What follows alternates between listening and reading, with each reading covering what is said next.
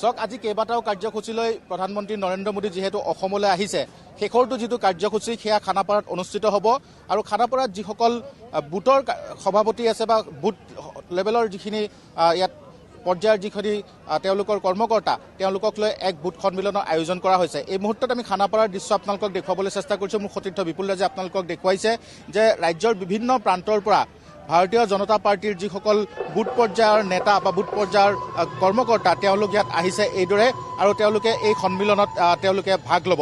দাদা ক'ৰ পৰা আহিছে? আমি গুৱাহাটীৰে হয়, গুৱাহাটী গীতানগৰ। মই SC মৰ্চাৰ সম্পাদক হয় অসম প্ৰদেশ। আজি এখন সন্মিলনৰ আয়োজন কৰা হৈছে, প্ৰধানমন্ত্ৰীয়ে ইয়াত অংশগ্ৰহণ কৰিব আৰু দেখিছোঁ যথেষ্ট সংখ্যক মানুহ ইয়াত আহিছে আপোনালোকৰ। হয় হয়, আজি আহিছে। আজিতো প্ৰায় আমাৰ এইটো বুথ সন্মিলন হয়। আমাৰ বুথৰ আমাৰ দলীয় মানুহ, গোটেইখিনি দলীয় মানুহ। আমাৰ গুৱাহাটীৰ পৰা 5জনকৈ প্ৰতিটো বুথৰ পৰা আহিছে আৰু গুৱাহাটীৰ বাহিৰৰবিলাক 2জনকৈ আহিছে। বাকী এইখিনি বহুত 75,000 মানুহৰ ইয়াতে আমাৰ কাৰ্যকৰ্তা ইয়াতে আহিব আৰু বাকী আমাৰ দলীয় আৰু আজি জানেই আপোনালোকে আজি আমাৰ এটা নিজৰ সপোন এটা আমাৰ হ'ব গৈ আছে। আজি উত্তৰ গুৱাহাটীটো উত্তৰ গুৱাহাটী এখন উৰণীয়া আমাৰ সেইটো এখন হ'ব গৈ আছে আৰু সেইটো মানে এটা সপোন আছিলে আৰু সেইখিনিৰ কাৰণে আজি দুটা আমাৰ ভাল লাগিছে। আৰু আজি আৰু এটা ভাল কথা, আজি বুথ প্ৰেচিডেণ্ট যিটো আমাৰ একদম গ্ৰাউণ্ডৰ, সেই বুথ প্ৰেচিডেণ্টে আজি প্ৰধানমন্ত্ৰীক গামোচা পিন্ধাব। সেইটো কিন্তু কোনো দলত নহয়, অকল বিজেপিতে হয়। আমাৰ গ্ৰাউণ্ড লেভেলৰ এজন কাৰ্যকৰ্তায়ো যে আজি আপোনালোকৰ আমাৰ এজন প্ৰধানমন্ত্ৰীক গামোচা পিন্ধাব পাৰিছে, সেইটো এটা বহুত ডাঙৰ কথা। আজি মই সুখী, বহুত সুখী। কেনেধৰণৰ আশা কৰিছে? কাৰণ প্ৰধানমন্ত্ৰী নিজে ইয়াতে আহিব, বহুবাৰ প্ৰধানমন্ত্ৰী আহিছে আৰু নিৰ্বাচনো সন্মুখত আছে। তো ভাৰতীয় জনতা পাৰ্টিটো নিৰ্বাচন বুলি ক'লে সদায় নিৰ্বাচন। আমাৰ প্ৰস্তুতি সদায় তৃণমূল পৰ্যায়ৰ লগত আমাৰ সদায় সম্পৰ্ক আছে, ৰাইজৰ লগত সদায় সম্পৰ্ক আছে। আজি আমাৰ এই বুথ সন্মিলনৰ আগত যোৱাকালিলৈকে আমি গোটেই অসমত বুথ বিজয় অভিযান কৰিছোঁ, পৰিয়াল সম্পৰ্ক অভিযান কৰিছোঁ, চোতাল বৈঠক কৰিছোঁ। ভাৰতীয় জনতা পাৰ্টিৰ এইটো এটা গতানুগতিক প্ৰক্ৰিয়া যে আমাৰ কাৰ্যকৰ্তা বহি নাথাকে, যে নিৰ্বাচন আহিলে আন ৰাজনৈতিক দলবিলাকৰ দৰে গাঁৱৰ ভিতৰত যাব উঠি পৰি লাগিব। ভাৰতীয় জনতা পাৰ্টিৰ তেনেকুৱা নাই।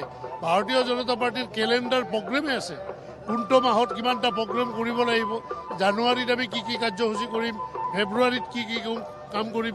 চৰকাৰে চৰকাৰৰ কাম কৰিব আৰু দলীয় হিচাপে ভাৰতীয় জনতা পাৰ্টিৰ কাৰ্যকৰ্তা সদায় ৰাইজৰ লগত আছে। আৰু সেইকাৰণে আজি দেখিছে কিমান আনন্দ ফূৰ্তি, প্ৰায় 1 লাখ বুথৰ কাৰ্যকৰ্তা আজি ইয়াত সমবেত হৈ আছে।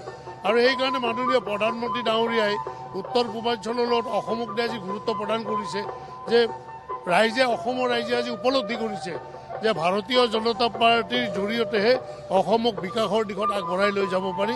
বা আমাৰ যোৱা 55টা বছৰ যি কংগ্ৰেছৰ অপশাসন আমাৰ ৰাজ্যখন যিমান পিছুৱাই গৈছিল, যোৱা 10টা বছৰত অভূতপূৰ্ব বিকাশ, এই বিকাশে প্ৰকৃত যিখন অসম, সেই অসমখন আমি ঘূৰাই পাবলৈ সক্ষম হ'ম।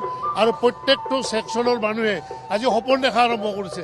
ছাত্ৰ ছাত্ৰী স্কুল কলেজত যোৱা আৰম্ভ কৰিলে, কাৰণ জানে যে তেওঁলোকৰ ভৱিষ্যত সুন্দৰ।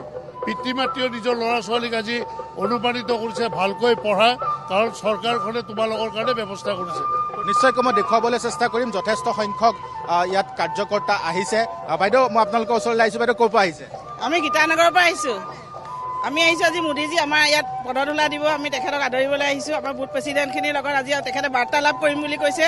আমাৰ ভাল লাগিছে, আমি গৌৰৱান্বিত। আমাক যে ইমানখিনি সুবিধা দিছে, আমাক যে আজি ইমান ইয়াত আহি পেলাই আমাৰ কাৰণে যে তেখেতে আমাক ইমান আমাৰ লগত মিটিংখন কৰিব খুজিছে, আমাক তেখেতে জনাব কেনেকৈ কি কৰে বাৰু, নিৰ্বাচনী বতৰা কেনেকৈ আগবাঢ়ি যাব, সেইখিনি তেখেতে আমাক জনাব। সেইখিনি আমি শুনিবলৈ আমাৰ লগত তেনেকৈ মানুহলৈ আমি সকলো আহিছোঁ।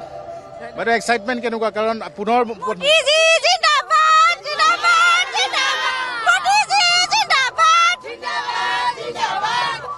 নিশ্চয়কৈ এইদৰে যথেষ্ট উৎসাহিত হৈ পৰিছে বিজেপিৰ যিসকল বুথ পৰ্যায়ৰ কৰ্মকৰ্তা আছে, তেওঁলোকে উৎসাহিত হৈ আছে। কাৰণ দেশৰ প্ৰধানমন্ত্ৰীগৰাকী যিহেতু অসমলৈ আহিব আৰু খানাপাৰাত তেওঁলোকৰ সন্মুখত মত বিনিময় কৰিব আৰু প্ৰধানমন্ত্ৰী মোদীয়ে তেওঁৰ যি চিন্তাধাৰা সেয়া তেওঁলোকৰ সন্মুখত ৰাখিব।